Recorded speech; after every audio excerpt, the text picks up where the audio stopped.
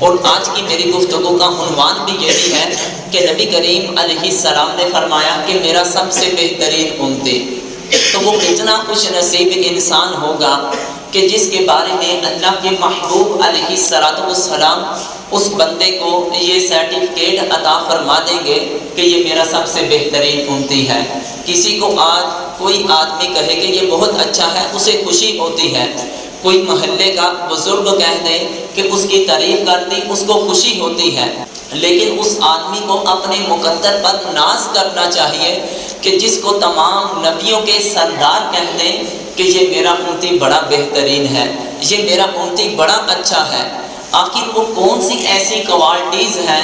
وہ کون سی ایسی خوبیاں ہیں کہ انسان ان خوبیوں کو اپنے اندر جمع کرے اور انسان کو یہ سرٹیفکیٹ مل جائے کہ وہ نبی کریم علیہ السلام کے معیار میں کامیاب ہو جائے۔ حدیث پاک کا خلاصہ ہے، بڑی توجہ کے ساتھ سماعت فرمائیے گا اور ساتھ ساتھ اپنا محاسبہ بھی کرتے جائیے گا۔ اللہ کے محبوب علیہ السلام فرماتے ہیں میرے امتی 4 طرح کے ہیں۔ کتنی طرح کے ہیں؟ 4 طرح کے۔ آواز آنی چاہیے، کتنی طرح کے ہیں؟ نبی کریم علیہ السلام فرماتے ہیں کہ میرے امتی 4 طرح کے ہیں۔ ایک وہ امتی ہے کہ جس کو جلدی غصہ آتا ہے، جلدی چلا جاتا ہے، اور دوسرا وہ شخص کہ جس کو دیر سے غصہ آتا ہے، دیر سے چلا جاتا ہے۔ تیسرا وہ شخص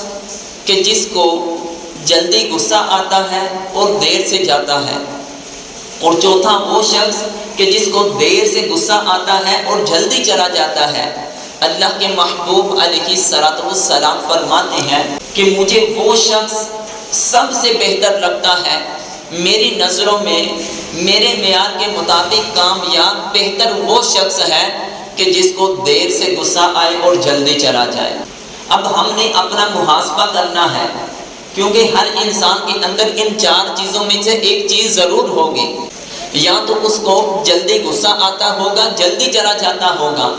یا تو اس کو دیر سے غصہ آتا ہوگا، دیر سے چلا جائے گا، یا اس کو دیر سے غصہ آتا ہوگا، جلدی چلا جائے گا، یا جلدی آئے گا تو اس کو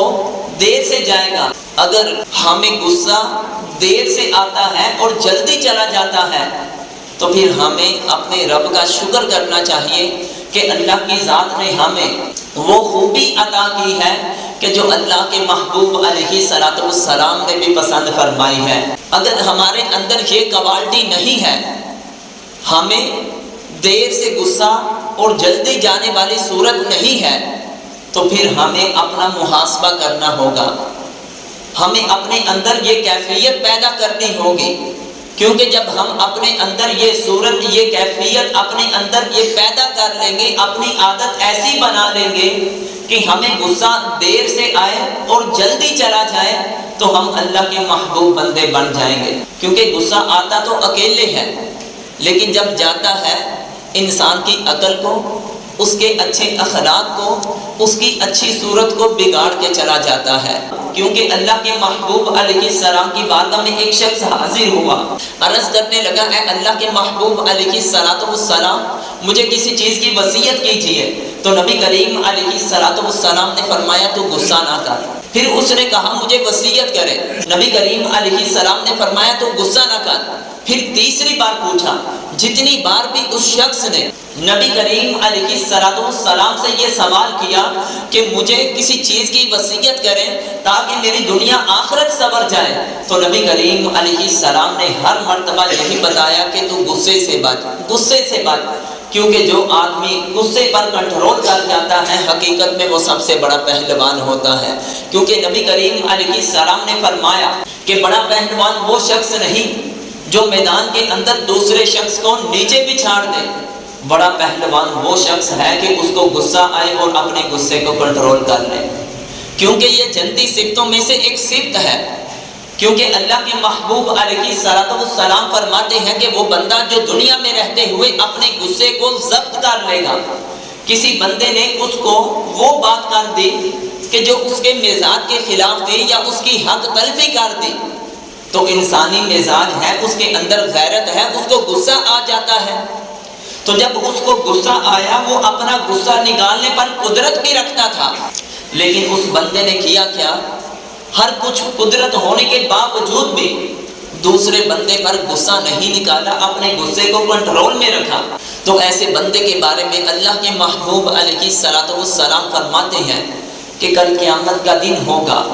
حضرت آدم علیہ نبی جینا علیہ الصلوۃ والسلام سے لے کر آخری انسان تک تمام کے تمام لوگ ادھر موجود ہوں گے۔ اللہ تعالیٰ تمام کے سامنے اس انسان کو بلائے گا اور وہ بندہ بڑی عجیب کیفیت میں ہوگا۔ تو جب اللہ تبارک و تعالی جل جلالہ اس بندے کو یہ فرمائے گا کہ دنیا میں رہتے ہوئے تجھے غصہ آیا تھا اور تو اس پر غصہ نکالنے پر قدرت بھی رکھتا تھا، کوئی رکاوٹ بھی نہیں تھی،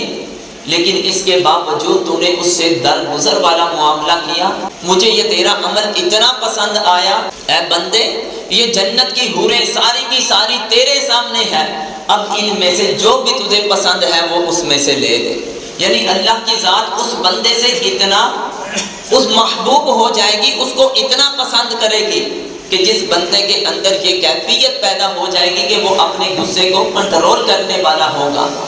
اسی لیے تو اللہ کے محبوب علیہ السلام فرماتے ہیں کہ میرے امتیوں میں سے بہترین امتی کون ہے کہ جس کو غصہ، وہ بولے تو صحیح، جس کو غصہ دیر سے آئے اور جلدی چلا جائے، یہ میرا بہترین امتی ہے۔ اور دوسرے نمبر پر اللہ کے محبوب علیہ السلام فرماتے ہیں کہ میرا بہترین امتی کون ہے، ان من خیارکم احسنکم اخلاقا، کہ میرا امتی بہترین وہ ہے کہ جس کا تم میں سے سب سے اچھا اخلاق ہے۔ اب ہم نے غور و فکر کرنا ہے، کیا ہمارے آج اخلاق اچھے ہیں؟ انما بعثت لاتمم مکارم الاخلاق، کہ اللہ کی ذات نے اس دنیا میں مجھے اسی لیے مبعوث کیا تاکہ لوگوں کے بگڑے ہوئے اخلاق کو میں درست فرما دوں، تاکہ جو لوگ اپنے بڑوں کا ادب نہیں کرتے میں ان کو ادب سکھا دوں، جو بڑے چھوٹوں کے ساتھ شفقت کے ساتھ پیش نہیں آتے میں ان کے دلوں میں پیار محبت کی تعلیم پیدا کر دوں، جو کسی سے گفتگو کرتے ہوئے جھوٹ بولتے ہیں میں ان کو اس چیز سے روک دوں، جو کسی سے وعدہ کریں تو اس وعدے کو پورا کرو، یہ اخلاق حسنہ ہے۔ اگر تم چاہتے ہو میرا اخلاق اچھا ہو جائے تو تمہاری زبان کے اندر کبھی بھی جھوٹ نہیں آنا چاہیے، بے حیائی کی باتیں نہیں آنی چاہیے، بے ادبی نہیں آنا چاہیے، وعدہ خلافی نہیں ہونی چاہیے۔ اس چیز کا نام اچھے اخلاق ہے، کیونکہ جس بندے کے اندر اچھے اخلاق ہو جاتے ہیں، ایک تو نبی کریم علیہ الصلوۃ والسلام کی طرف سے اس بندے کو یہ سرٹیفکیٹ مل جاتا ہے کہ یہ میرا بہترین امتی ہے، اور دوسرے نمبر پر اللہ کے محبوب علیہ الصلوۃ والسلام فرماتے ہیں کہ کل جب قیامت کا دن ہوگا بندے کی نیکیاں بھی تولی جائیں گی، برائیاں بھی تولی جائیں گی۔ اے بندے جب تیری نیکیوں کے پلڑے میں نیکیاں رکھی جائیں گی، تجھے پتا ہے کہ تیرے اس نیکیوں کے پلڑے میں سب سے وزنی نیکی کون سی ہوگی؟ اللہ کے محبوب علیہ السلام فرماتے ہیں ایک جو نیکی سب سے وزن رکھنے والی ہوگی وہ تیرے اچھے اخلاق ہوں گے۔ یعنی کہ بندے کا اگر دوسروں کے ساتھ اخلاق اچھا ہوگا تو کل قیامت کے دن اللہ تعالیٰ کی ذات اس بندے کا نیکیوں کا پلڑا بھی باری فرما دے گا، اور جس بندے کا نیکیوں کا پلڑا باری کر دیا جائے گا فمن ثقلت موازینہ فہو فی عیشۃ راضیہ، کہ کل قیامت کے دن جس کی نیکیوں کا پلڑا باری کر دیا جائے گا، نیکیوں کا وزن زیادہ ہو جائے گا، فہو فی عیشۃ راضیہ، اس بندے کی خوشی کی کوئی انتہا ہی نہیں رہے گی، کیونکہ اس کو کامیابی کا سرٹیفکیٹ عطا کر دیا جائے گا۔ بلکہ اللہ کے محبوب علیہ الصلوۃ والسلام فرماتے ہیں کہ وہ بندہ کہ جس نے اپنے اخلاق کو درست کر لیا، اور دوسری طرف وہ بندہ جو پنجگانہ نماز بھی پڑھتا ہے اور ساتھ نفلی عبادات بھی کثرت سے کرتا ہے، لیکن اس کے اخلاقیات اتنے درست نہیں ہیں، اور دوسری طرف وہ بندہ ہے جو پنجگانہ نماز تو پڑھتا ہے، جو اس پر چیزیں فرض ہیں اس کو تو ادا کرتا ہے، لیکن نفلی نمازوں کا جو انبان ہے وہ اس کے نامہ اعمال میں نہیں، لیکن اس کے اخلاق اچھے ہیں۔ اللہ کے محبوب علیہ السلام فرماتے ہیں اس بندے کے اچھے اخلاق جو ہیں وہ اس بندے کے جو رات کو کھڑا ہو کر قیام کرتا ہے اور دن کے وقت روزہ رکھتا ہے، اللہ کی ذات جو اس کو اس کے بدلے نیکیاں عطا فرمائے گا، وہ بندہ جس نے اپنے اخلاق کو اچھا کر لیا اللہ تعالیٰ اس کو بھی اسی طرح نیکیاں عطا فرمائے گا۔ تیسرے نمبر پر اللہ کے پیارے محبوب علیہ السلام فرماتے ہیں کہ میرے امتیوں میں سے سب سے بہترین امتی کون ہے؟ نبی کریم علیہ السلام نے فرمایا خیرکم من تعلم القرآن وعلمہ، فرمایا کہ میرے امتیوں میں سے سب سے بہترین میرے معیار کے مطابق امتی وہ ہے جو قرآن کریم خود پڑھتا ہے اور پڑھ کر دوسروں کو سکھاتا ہے۔ ہم نے اپنا محاسبہ کرنا ہے کہ ہم نبی کریم علیہ السلام کے معیار کے مطابق آپ کے امتی میں سے کیا بہترین شخص بن رہے ہیں یا نہیں بن رہے۔ نبی کریم علیہ السلام نے اس حدیث پاک کے اندر دو چیزوں کا ذکر کیا، خیرکم من تعلم القرآن وعلمہ، تم میں سے بہترین شخص وہ ہے جو قرآن سیکھے اور دوسروں کو سکھائے۔ کیا ہم اپنے اندر اپنے ضمیر کے ساتھ اپنے باطن کے ساتھ بات کر کے دیکھیں کہ ہم نے اس قرآن کو سیکھنے کے لیے کیا تجوید پڑھ لی ہے؟ کیا قرآن کے الفاظ درست کرنے کے لیے کہ ہم نے اس کے مخارج اس کے الفاظ کو درست کیا ہے یا نہیں کیا؟ قرآن مجید کے اندر اللہ تبارک و تعالی جل جلالہ نے جن احکامات کو نازل کیا ہے کیا ہم نے ان کو جان لیا ہے؟ یا جن چیزوں سے اللہ تبارک و تعالی جل جلالہ نے منع کیا ہے کیا ہم نے ان چیزوں کے بارے میں علم حاصل کر لیا ہے؟ اگر علم حاصل کر لیا ہے اس پر عمل کر رہے ہیں یا نہیں کر رہے؟ اگر عمل کر رہے ہیں وَعَلَّمَهُ النَّاسِ، پھر اس علم کو دوسرے لوگوں تک پہنچا رہے ہیں یا نہیں پہنچا رہے؟ اگر پہنچا رہے ہیں تو اللہ کا شکر ادا کریں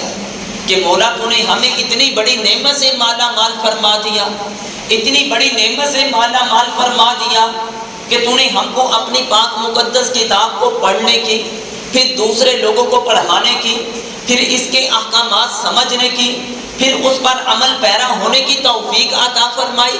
اور یہ جب تو نے ہم کو توفیق عطا فرمائی اور تیرے محبوب نے ہم کو یہ سرٹیفکیٹ عطا کر دیا کہ خیرکم من تعلم القرآن وعلمہ الناس، کہ میرے امتیوں میں سے بہترین امتی وہ ہے جو قرآن سیکھے اور دوسروں کو سکھائے۔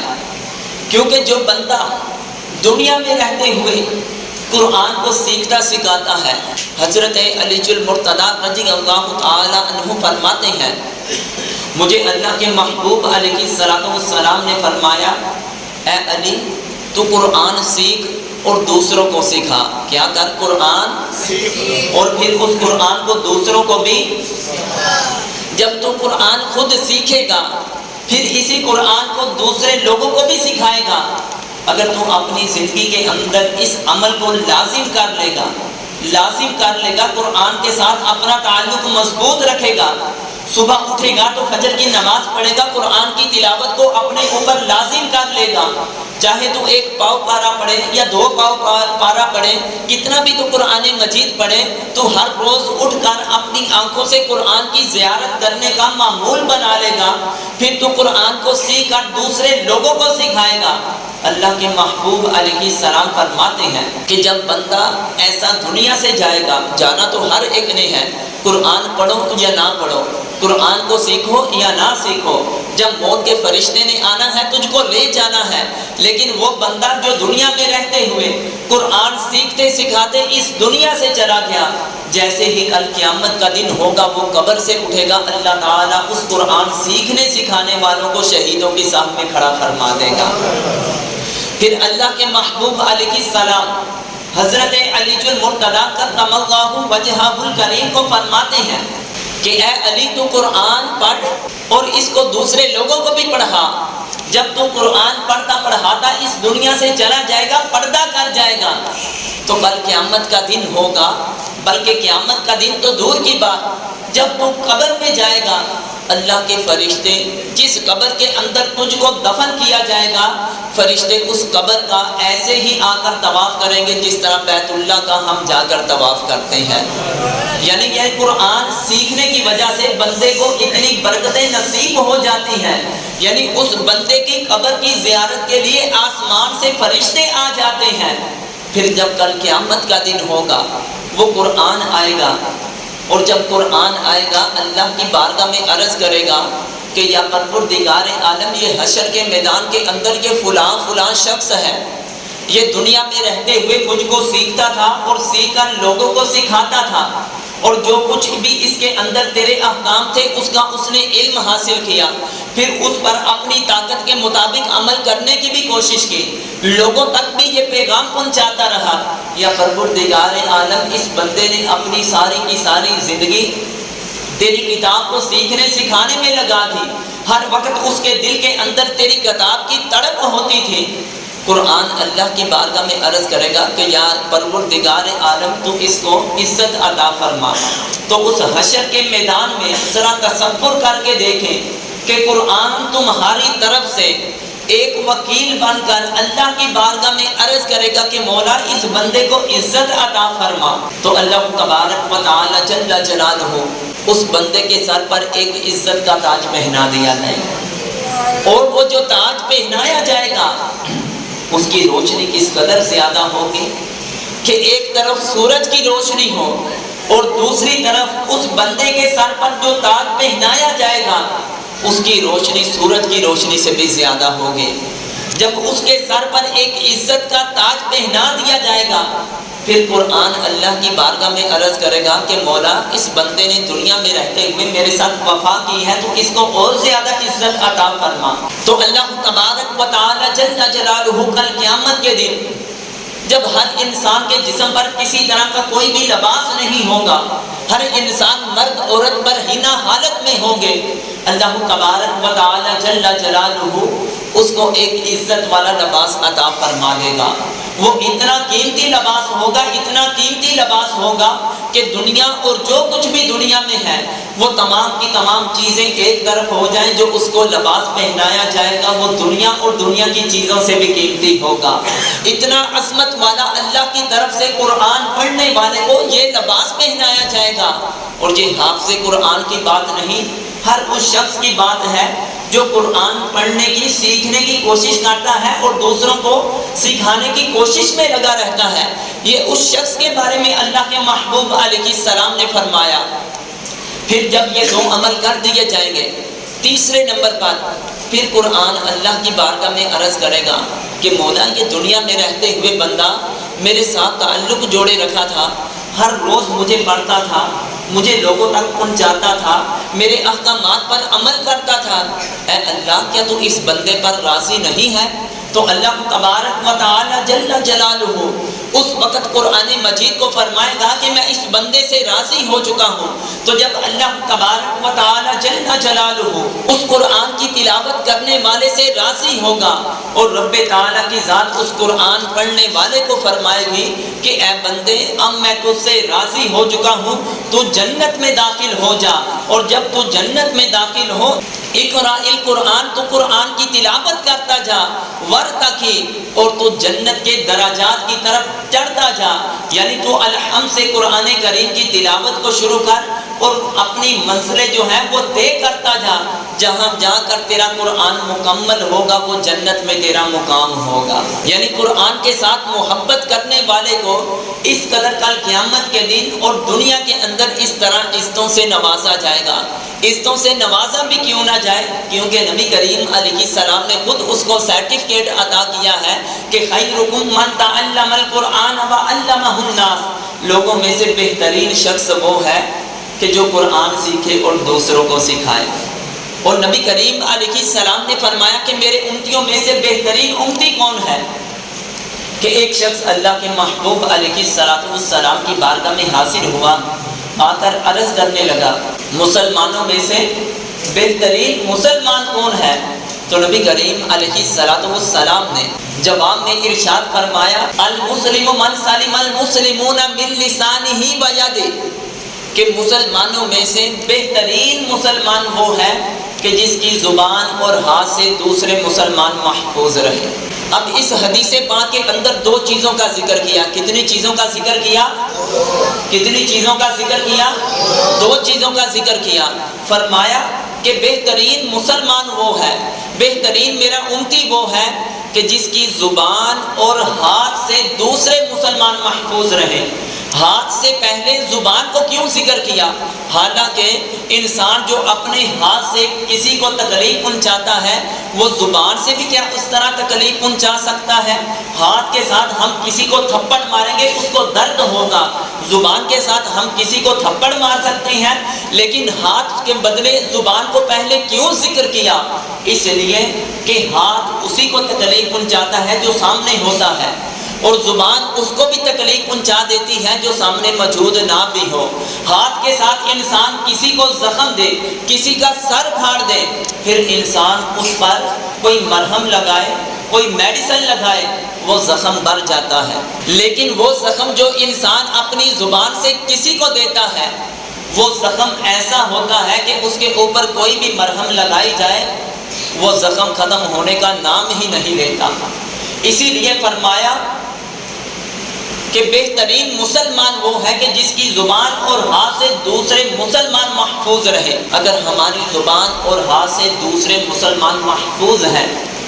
اپنا محاسبہ کریں کہ ہم زبان سے کسی کو تکلیف تو نہیں پہنچا رہے، کسی کو اذیت تو نہیں پہنچا رہے. اگر ہماری زبان اور ہاتھ سے دوسرے مسلمان امن میں ہے تو اللہ کا شکر ادا کریں. تم نے ہم کو یہ کتنی عظیم نعمت عطا فرمائی ہے کہ ایسی نعمت کہ ہماری زبان اور ہاتھ سے دوسرے مسلمانوں کو محفوظ فرمایا ہے، اور اللہ کے محبوب علیہ السلام نے مجھ کو بہترین مسلمان ہونے کا سرٹیفکیٹ بھی عطا کر دیا ہے. کیونکہ اللہ کے محبوب علیہ السلام فرماتے ہیں کہ جو مجھے میرا امتی دو چیزوں کی گارنٹی دے دے. کتنی چیزوں کی؟ آواز آنی چاہیے. کتنی چیزوں کی؟ دو چیزوں کی گارنٹی دے دے، میں اللہ کا محبوب ہو کر اس کو جنت کا سرٹیفکیٹ عطا فرما دوں گا. اب وہ دو چیزیں کون سی ہیں؟ ما بین لحییہ وما بین رجلیہ، کہ جو میرا امتی مجھ کو اپنے جبڑوں کے درمیان زبان کی گارنٹی دے دیتا ہے، دو ٹانگوں کے درمیان اپنی شرمگاہ کی گارنٹی دے دیتا ہے، اس سے کسی کو اذیت نہیں پہنچاتا ہے، تو میں اللہ کا محبوب ہو کر اپنے اس امتی کو جنتی ہونے کا سرٹیفکیٹ بھی عطا فرما دوں گا. اگر کوئی بندہ اپنی زبان کو اپنے کنٹرول میں نہیں رکھتا ہے، اپنے ہاتھ کو کنٹرول میں نہیں رکھتا ہے، تو پھر آخر اس بندے کے ساتھ کیا معاملہ اختیار کیا جائے گا؟ حضرت ابو ہریرہ رضی اللہ تعالی عنہ حدیث پاک کو روایت کرتے ہیں، فرماتے ہیں کہ نبی کریم علیہ السلام کی بارگاہ میں صحابہ کا مجمع تھا. صحابہ رضی اللہ تعالی عنہم جمع تھے. ایک شخص فلاں عورت کا ذکر کرنے لگا، اے اللہ کے محبوب علیہ السلام، فلاں جگہ ایک فلاں عورت رہتی ہے، وہ پنجگانہ نماز بھی پڑھتی ہے، وہ ماہ رمضان المبارک کے روزے بھی رکھتی ہے، وہ زکوٰۃ بھی ادا کرتی ہے. اس کے علاوہ پنجگانہ نماز کے علاوہ نفلی نمازوں کے بھی اس نے انبار لگائے ہوئے ہیں، نفلی روزوں کے بھی اس کے پاس انبار لگے ہوئے ہیں، نفلی صدقہ خیرات کے بھی اس کے پاس انبار لگے ہوئے ہیں. اتنی زیادہ اس کے پاس نیکیاں ہیں، لیکن اس کے اندر ایک خرابی ہے کہ اس کی زبان کی وجہ سے اس کے ہمسایوں کو اذیت پہنچتی ہے. تو نبی کریم علیہ السلام نے فرمایا اگرچہ اس کی کثرت سے نفلی بھی نمازیں ہیں، اگرچہ کثرت کے ساتھ اس کے نفلی روزے بھی ہیں، اگرچہ کثرت کے ساتھ اس کے نفلی صدقات بھی ہیں، لیکن اس نے اپنی زبان سے دوسروں کو تکلیف پہنچاتی ہے، دوسروں کو اذیت دیتی ہے، یہ عورت دوست کی ہے. اور پھر صحابہ عرض کرنے لگے، اے اللہ کے محبوب علیہ السلام، فلاں عورت ہے، وہ پنجگانہ نماز پڑھتی ہے، روزے رکھتی ہے، جو اس پر زکوٰۃ فرض ہوتی ہے زکوٰۃ دیتی ہے، لیکن نفلی نمازیں اس کے نامہ اعمال میں اتنی نہیں، نفلی روزے اس کے نامہ اعمال میں اتنے نہیں، نفلی صدقہ خیرات اس کے نامہ اعمال میں اتنے نہیں ہیں، لیکن وہ اپنی زبان سے دوسرے لوگوں کو اذیت نہیں پہنچاتی ہے. تو نبی کریم علیہ السلام سنتے ہی فرمانے لگے کہ یہ عورت جنتی ہے. اب کہنے کا مقصد یہ ہے کہ انسان کتنی بھی نیکیاں کر لے کہ لیس البر ان تولوا وجوہکم قبل المشرق والمغرب، نیکی صرف یہ نہیں ہے کہ تم مشرق اور مغرب کی طرف منہ کر کے اپنے رب کی عبادت کر لو، نہیں، نیکی یہ ہے کہ تم اپنے رب کی بھی عبادت کرو، جو اللہ تعالیٰ کی ذات نے تجھ پر مخلوق کے حقوق رکھے ہیں ان کا بھی تم خیال رکھ کر زندگی کو گزارو، کیونکہ جو انسان زبان کی حفاظت کر لیتا ہے وہ بندہ اللہ کے محبوب علیہ السلام کی نظروں میں بھی محبوب بن جاتا ہے۔ کہ ایک مرتبہ حکیم لقمان، ان کے آقا نے، ان کے مولا نے حکیم لقمان کو کہا کہ مجھے پتہ چلا ہے کہ تو بڑا ذہین ہے، اللہ تعالیٰ کی ذات نے تجھ کو بڑی دانائی سے نوازا ہے، اللہ کی ذات نے تجھ کو حکمت سے بڑا نوازا ہوا ہے۔ ان کو پرکھنے کے لیے ایک دن کہا کہ یہ بکری لے جاؤ، اس کو ذبح کرو، ذبح کرنے کے بعد اس کا گوشت بنانا ہے، گوشت بنانے کے بعد اس بکری کے گوشت کے اندر جو بھی تجھ کو اس کے اعضاء سب سے زیادہ پیارے ہوں وہ میرے پاس لے آنا۔ حکیم لقمان علیہ السلام اپنے آقا کے حکم کی تعمیل کرتے ہوئے اس بکری کو ذبح کرتے ہیں۔ جب اس بکری کو ذبح کیا، اس کا گوشت بنایا، گوشت بنانے کے بعد اس بکری کا دل اور اس کی زبان ایک تھال کے اندر رکھ کر اپنے آقا مولا کے سامنے، جن کے وہ غلام تھے، ان کے سامنے رکھ دیا۔ مولا کو بڑی حیرت ہوئی کہ میں نے تو اس کو بڑا دانا سمجھا تھا کہ اس کو پسند بھی کون سی چیز آئی، اس کی زبان پسند آئی اور اس کا دل پسند آیا، حالانکہ اس کے جسم کے اندر کتنے ہی لذیذ بقیہ گوشت کے حصے ہیں، وہ تمام کے تمام ادھر چھوڑ کر زبان اور دل کو لے آیا۔ پھر اس کے مولا نے کہا کہ اب ایک اور بکری پکڑو، اس کو ذبح کرو، ذبح کرنے کے بعد جب گوشت بنا لو تو اس کے گوشت کے اندر سے جو سب سے زیادہ تجھ کو بری چیز محسوس ہوتی ہو تم اس کو میرے پاس لے آؤ۔ حکیم لقمان علیہ السلام نے اس کا گوشت بنایا، گوشت بنانے کے بعد پھر اس تھال کے اوپر زبان کو رکھا اور دل کو رکھا اور اپنے آقا کی بارگاہ میں حاضر ہو گئے۔ جب آقا نے دیکھا کہ میں نے جب اس کو کہا تھا کہ گوشت کے اندر، گوشت کے اندر جو سب سے بہترین جو تجھے چیز لگتی ہے وہ لے کر آ تاکہ میں تیری دنائی کو تو سمجھوں، تو تم دل اور زبان کو لے آئے، اور جب میں نے تجھ کو کہا کہ گوشت کے اندر جو سب سے بری چیز ہے وہ تم لے کر آؤ تو پھر بھی تم دل اور زبان لے آئے۔ اے لقمان، میں نے تو تیری دنائی کے، تیری حکمت کے بڑے چرچے سنے تھے، لیکن آج تجھے کیا ہو گیا؟ تیری دنائی کہاں چلی گئی؟ تیری حکمت کہاں چلی گئی؟ مجھے آج تیری دنائی، تیری حکمت کی سمجھ نہیں آ رہی۔ تو اس وقت حکیم لقمان اپنے مولا کو کہنے لگے کہ صرف یہ دو ہی حصے ہیں، ایک ہے زبان اور دوسرا ہے دل، اگر یہ درست ہو جائے تو انسان سارے کا سارا درست ہو جاتا ہے، اگر انسان کا دل اور زبان اگر خراب ہو جائے پورے کا پورا بندہ ہی خراب ہو جاتا ہے، کیونکہ جیسے ہی صبح ہوتی ہے، ہر روز سورج نکلتا ہے تو پورے جسم کے اعضاء جتنے کے جتنے بھی ہیں وہ زبان کے سامنے ہاتھ جوڑ کر کھڑے ہو جاتے ہیں۔ اے زبان، اگرچہ تیرے اندر ہڈیاں نہیں ہیں تو سیدھا رہنا، تو ٹیڑھی ہو گئی تو ہماری ہڈیاں ٹوٹ جائیں گی، تو سیدھا رہنا، اگر تو صحیح رہی تو ہم بھی صحیح رہیں گے، اگر تو خراب ہو گئی تو ہم بھی خراب ہو جائیں گے۔ آج دیکھ رہے ہیں نا کہ جب انسان کی زبان خراب ہوتی ہے تو کس طرح اس کے اخلاقیات بگڑ جاتے ہیں، وہ اپنی ماں کے ادب کو نہیں ملحوظ نظر رکھتا، اپنی بیوی کے ساتھ جھگڑتا ہے، زبان کو کنٹرول میں نہیں رکھتا تو طلاق دے دیتا ہے، وہ اپنی زبان کو کنٹرول میں نہیں رکھتا تو کس قدر اپنے بچوں پر ظلم و ستم کر دیتا ہے، وہ رشتہ دار کے جن کو جوڑنے کا حکم دیا وہ زبان کو کنٹرول نہیں کرتا ہے تو ہمیشہ کے لیے قطع تعلقی کر کے اپنے اوپر جہنم کی آگ کو واجب کر لیتا ہے۔ صرف آج کی گفتگو کا مقصد یہی ہے کہ بہترین امتی ہونے کے لیے جو چند چیزیں آپ کے سامنے ذکر کی گئی اگر ہمارے اندر پائی جاتی ہیں تو اللہ کا شکر کریں اور مزید اس پر استقامت کے ساتھ قائم رہیں، اگر نہیں پائی جا رہی تو بہترین امتی ہونے کے لیے کوشش کریں۔ اللہ کی بارگاہ میں دعا ہے اللہ کی ذات ہم سب کو عمل کی توفیق عطا فرمائے۔ وآخر دعوانا ان الحمد للہ رب العالمین۔